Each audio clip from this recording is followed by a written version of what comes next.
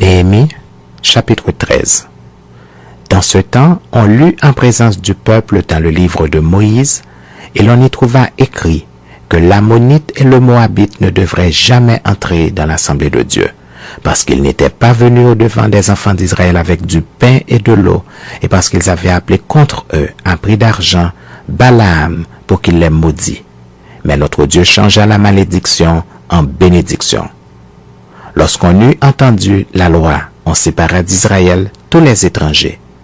Avant cela, le sacrificateur Eliashib, établi dans les chambres de la maison de notre Dieu et parent de Tobija, avait disposé pour lui une grande chambre où l'on mettait auparavant les offrandes, l'encens, les ustensiles, la dîme du blé, du mou et de l'huile, et ce qui était ordonné pour les Lévites, les chantres et les portiers, et ce qui était prélevé pour les sacrificateurs. Je n'étais point à Jérusalem quand tout cela eut lieu, car j'étais retourné auprès du roi la 32e année d'Artaxerxès, roi de Babylone. À la fin de l'année, j'obtins du roi la permission de revenir à Jérusalem, et je m'aperçus du mal qu'avait fait Eliashib en disposant une chambre pour Tobija dans les parvis de la maison de Dieu. J'en éprouvai un vif déplaisir et je jetai hors de la chambre tous les objets qui appartenaient à Tobija. J'ordonnai qu'on purifiât les chambres et j'y replaçai les ustensiles de la maison de Dieu, les offrandes et l'encens. J'appris aussi que les portions des Lévites n'avaient point été livrées et que les Lévites et les chantres chargés du service s'étaient enfuis, chacun dans son territoire. Je fis des réprimandes aux magistrats et je dis, « Pourquoi la maison de Dieu a-t-elle été abandonnée ?» Et je rassemblai les Lévites et les chantres et je les remis à leur poste. Alors tout Juda apporta dans les magasins la dîme du blé, du mou et de l'huile. Je confiai la surveillance des magasins à Shélémaïa le sacrificateur, à Tsadok le scribe et à Pédaja l'un des Lévites. Et je leur adjoignis Hanan, fils de Zakur, fils de Matania, car ils avaient la réputation d'être fidèles. Ils furent chargés de faire les distributions à leurs frères. Souviens-toi de moi, ô mon Dieu, à cause de cela. Et n'oublie pas mes actes de piété à l'égard de la maison de mon Dieu et des choses qui doivent être observées. À cette époque, je vis en Juda des hommes foulés au pressoir pendant le sabbat, rentrer des gerbes chargées sur des ânes, même du vin, des raisins et des figues, et toutes sortes de choses, et les amener à Jérusalem le jour du sabbat, et je leur donnais des avertissements le jour où ils vendaient leurs denrées. Il y avait aussi des Tyriens établis à Jérusalem qui apportaient du poisson et toutes sortes de marchandises et qui les vendaient aux fils de Juda le jour du sabbat et dans Jérusalem. Je fis des réprimandes aux grands de Juda et je leur dis, « Que signifie cette mauvaise action que vous faites en profanant le jour du sabbat? N'est-ce pas ainsi qu'ont agi vos pères? Et n'est-ce pas à cause de cela que notre Dieu a fait venir tous ces malheurs sur nous et sur cette ville?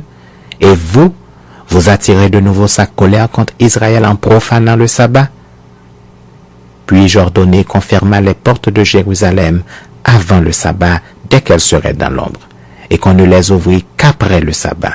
Et je plaçai quelques-uns de mes serviteurs aux portes pour empêcher l'entrée des fardeaux le jour du sabbat.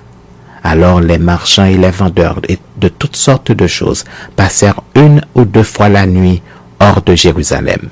Je les avertis en leur disant, « Pourquoi passez-vous la nuit devant la muraille? Si vous le faites encore, je mettrai la main sur vous. » Dès ce moment, ils ne vinrent plus pendant le sabbat. J'ordonnai aussi aux Lévites de se purifier et de venir garder les portes pour sanctifier le jour du sabbat.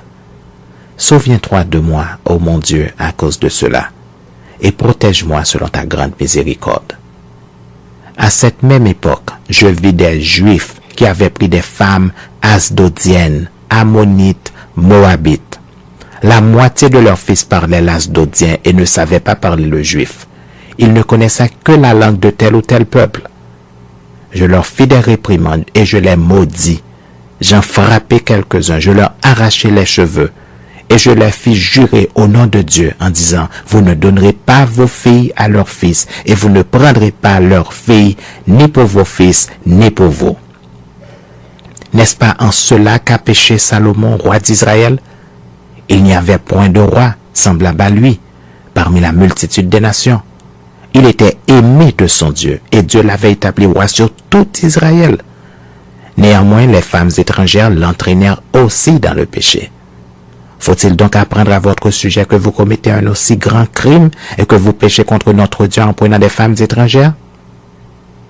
Un des fils de Jojada, fils d'Eliashib, le souverain sacrificateur, était gendre de Sanbala, le Horonite. Je le chassai loin de moi. Souviens-toi d'eux, ô mon Dieu, car ils ont souillé le sacerdoce et l'alliance contractée par les sacrificateurs et les Lévites.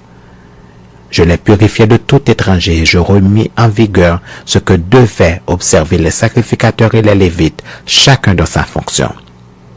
Et ce qui concernait l'offrande du bois aux époques fixées, de même que les prémices. Souviens-toi favorablement de moi, ô mon Dieu. Ô mon Dieu.